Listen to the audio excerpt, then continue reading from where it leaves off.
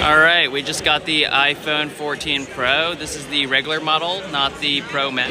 This version is in black. You can see that the rails are definitely more glossy and more black than previous versions. The bezels around the phone are slightly thinner. Check out the new Dynamic Island. That is this little cutout that replaces the notch over here. And it is dynamic indeed. If I go to an app like the music app and press play on a song, then go out, you can see that the dynamic island changes. There's like a little waveform over there.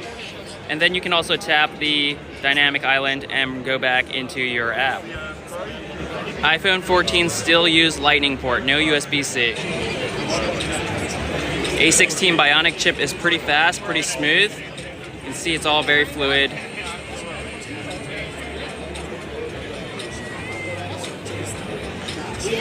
The cameras are all new. There's a 48 megapixel wide camera plus 12 megapixel ultra wide, 12 megapixel telephoto. All of them have been improved thanks to the Photonic engine and other improvements. All right, that's the iPhone 14 Pro. Pretty solid update. And I gotta say, the dynamic island looks pretty good, much better in person.